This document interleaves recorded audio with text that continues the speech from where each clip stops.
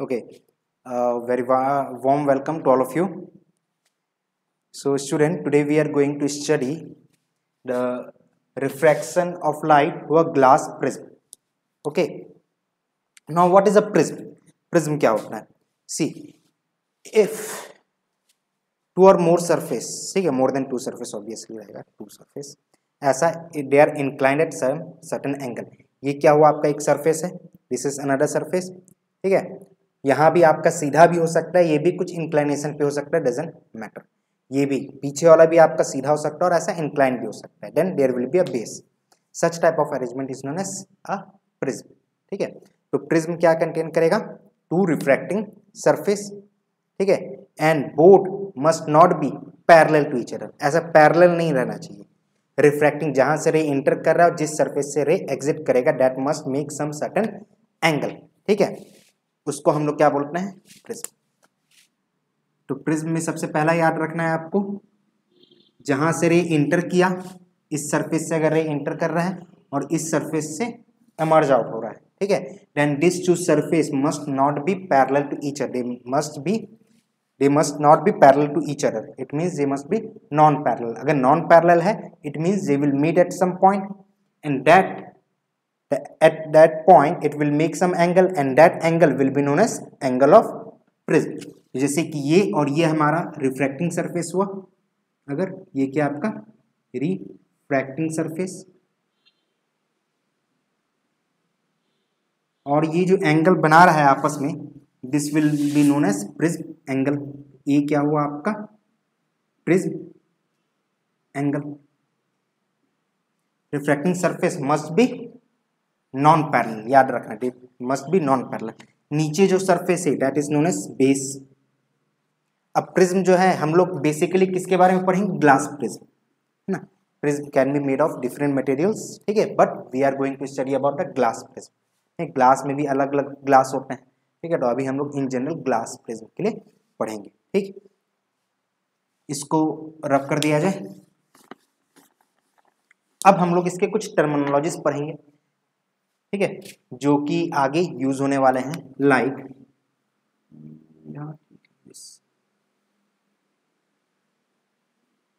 let us say these two are our refracting surface.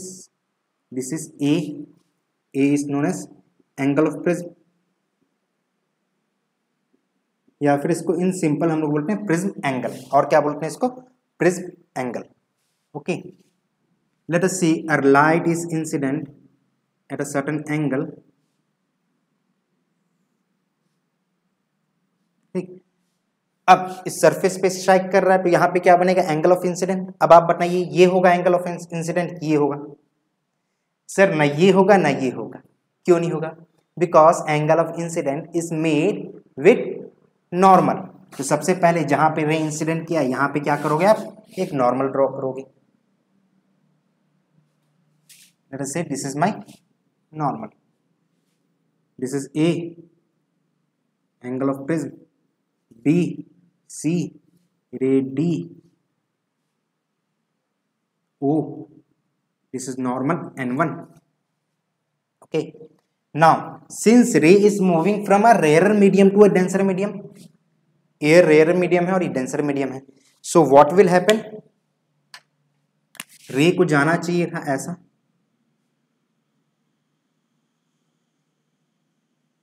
but it will bend towards the normal. Rare to denser में आएगा तो क्या होगा? ray will bend towards the normal. Let us say ray is bended in this way. ठीक है. अब ये जो नॉर्मल के साथ बना रहा है, this is I, लिख लेते हैं हम लोग. I is angle of incident. ठीक है. Now this refracted ray O, let us name it O dash. ठीक है. रिफ्रैक्टेड रे क्या हुआ? ए बी सरफेस के लिए ओ डैश क्या है? रिफ्रैक्टेड रे है. ठीक है. This is making angle, let us से R1. ठीक है. और ये R1 क्या होगा आपका? Angle of refraction for A B surface. For refracting surface A B जो हमारा रिफ्रैक्टिंग सरफेस है उसके लिए क्या हुआ, R1 is hour angle of refraction. ठीक, नाउ अब ये यहां स्ट्राइक किया, रे को जाना कैसा चाहिए था, ऐसा सीधा, but since it is moving from a denser medium to a rarer medium, so it will bend away from normal. तो सब now we have to draw the normal. ठीक है, तो हम लोग नॉर्मल इसमें ड्रॉ करते हैं and yes N2, this is our second normal for surface AC. It will move away from normal, तो हम लोग इसको away कर देते हैं ऐसा। ठीक, ये एंगल हमारा मान लेते हैं E है और ये हमारा F, तो OF क्या हुआ आपका, इट इज इमर्जेंट रे। ठीक है ना, इसको हम लोग क्या बोले, इमर्जेंट रे भी बोल सकते हो। ठीक है ना, ये इंसिडेंट ये यहां से इंटर किया और यहां से इमर्ज हुआ, इसको आप इमर्जेंट रे भी बोल सकते हो, या क्या बोल सकते हो, रिफ्रैक्टेड रे फॉर सरफेस AC। AC के लिए क्या है, रिफ्रैक्टेड रे। ठीक, ये जो एंगल बनाया R2, this is angle of incident for किस सरफेस के लिए एंगल ऑफ इंसिडेंट है, AC, फॉर AC सरफेस। ठीक, अब ये जो नॉर्मल के साथ आपका एंगल बना रहा है, this angle is known as, अभी सिरे की जरूरत नहीं, इसको मिटा देते हैं, this angle is known as emergent angle, E, emergent angle, ये एंगल ऑफ इमरजेंसी। ठीक है, इतना हुआ। कई सारे बुक में बेटा I की जगह I1 लिखे रहेगा और E की जगह I2 लिखे रहेगा। ठीक है, हम लोग क्या लेके चल रहे हैं, I और E। I काम करते हैं, इसको I1 और वही ले लेते हैं, ज़्यादा अच्छा है, कन्फ्यूज़न ही नहीं होगा आपको। इसको I1 ले लिए और इसको I2 ले लिए, ये हो गया I1 और ये हो गया आपका I2। ठीक, बुक के साथ कोई दुश्मनी नहीं। ठीक, now again there is a term which is going to pop up right now, and this term is very important, and this is known as angle of deviation. Angle of deviation हुआ क्या, समझिए, incident ray के actual part से रे को कैसे जाना चाहिए था, ऐसा, लेकिन वो कितने से डेविएट हो गया, ये। ठीक है, तो हम लोग क्या किए, इसको निकालने के लिए इमर्जेंट रे को बैकवर्ड हम लोग एक्सटेंड किए, और जो एंगल ये फॉर्म किया इंसिडेंट के साथ, this is known as angle of deviation, this is known as angle of deviation. Angle of deviation again it's a very important term, delta, this is angle of deviation.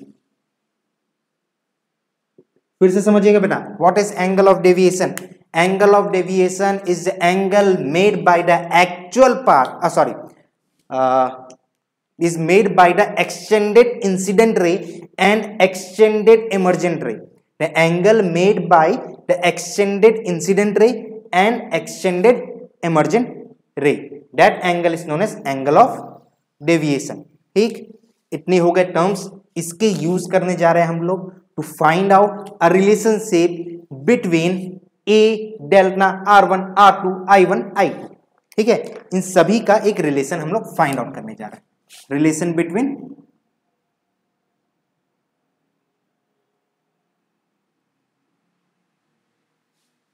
A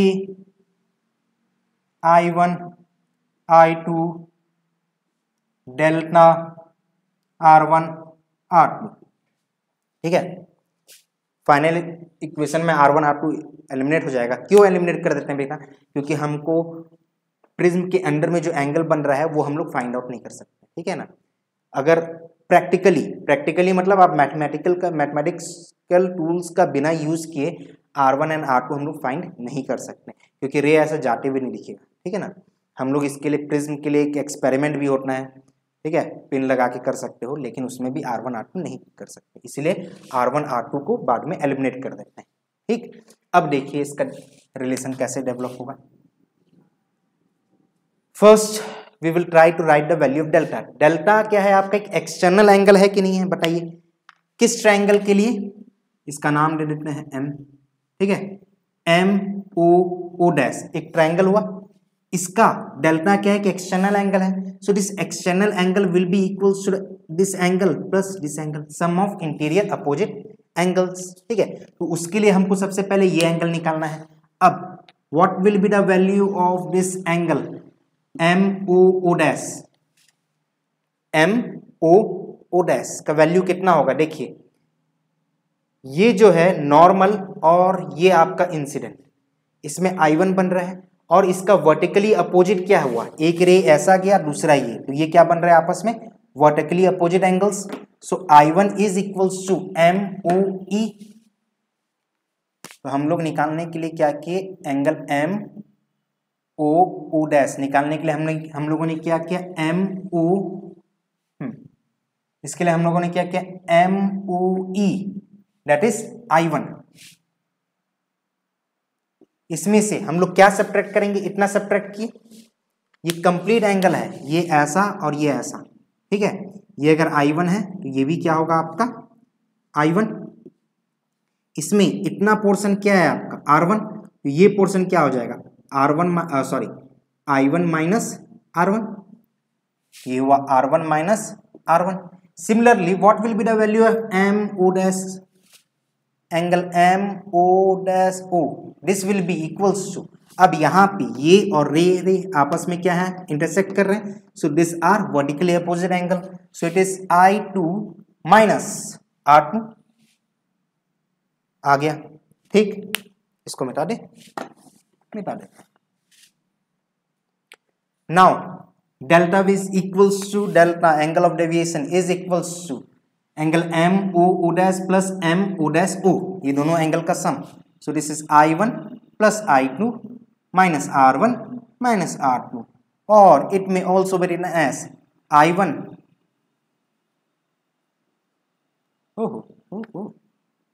I1 plus I2 minus R1 plus R2।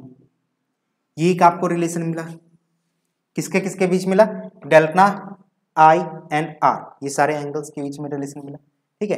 अब देखिए इन quadrilateral A O E O dash, ये कैसा है आपका, एक cyclic quadrilateral है, sorry it's a triangle, a quadrilateral which is inside a triangle, so its opposite angle, the sum of opposite angle will be equals to 180। so हम लोगों ने लिखा in quadrilateral, किस क्वाड्रिलेटरल का बात कर रहे हैं, A O E O dash, ठीक है, angle A plus angle E is equals to 180 degree, ठीक, this is your equation first. Also in triangle O E O dash, O E O dash, angle R1 plus R2 plus angle E is equals to again 180 degree, equation 2, equation 1 और equation 2 को equate कर सकते हैं, how, because both are equals to 180 degree. तो अगर आप इन दोनों को इक्वेट किए, then what you will get, angle A plus angle E equals to R1 plus R2 plus angle E, angle E is cancel out, so angle A equals to R1 plus R2। ये आपको एक relation मिला prism angle and R1 R2 के बीच में। अब R1 plus R2 का value यहां रख सकते हैं हम लोग, यस सर रख दीजिए, then what you will get, delta is equals to I1 plus I2 minus A, और delta plus A equals to I1 plus I2 हो गया। ये एक हमको रिलेशन मिल गया, किसके किसके बीच में, prism angle of deviation I1 I2। ये चीज आपको आराम से कैलकुलेट भी कर सकते हो, ठीक है। एंगल ऑफ डेविएशन कैलकुलेट नहीं कर सकते तो उसके लिए हम लोग यहाँ से फॉर्मूला, इस फॉर्मूला में ही प्रिज्म एंगल का वैल्यू रख दीजिए, I1 I2 का वैल्यू रख दीजिए, you will get angle of deviation, ठीक। अब ये आपको याद रखना है, बहुत इंपॉर्टेंट, ये इंपॉर्टेंट, ये इंपॉर्टेंट, ये इंपॉर्टेंट, ये सारे 3 फॉर्मूले जो है बहुत ही इंपॉर्टेंट है, इसको अभी याद रखेंगे। इसके बाद एक स्पेशल केस बताने जा रहा हूं आपको, किसमें, angle of deviation and incident angle के बीच का रिलेशन है कुछ, ठीक है, उससे एक बहुत ही स्पेशल केस सामने आएगा, उसमें अगेन फॉर्मूले आ जाएंगे। अगर ये फॉर्मूला आपको याद रहेगा और ये चीजें आपको याद रहेगी, then you will not face any difficulty in remembering that formula. ठीक है, now for that first we will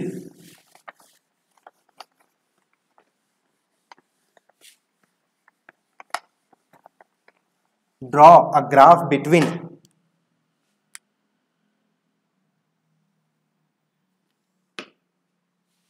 angle of deviation and angle of incident। ये दिख रहा है ना बेटा? Yes, angle of deviation and angle of incident के बीच का एक ग्राफ बनाते हैं। What we have observed here is angle of deviation is maximum when angle of incident is minimum, and as we increase the angle of incident, angle of deviation decreases.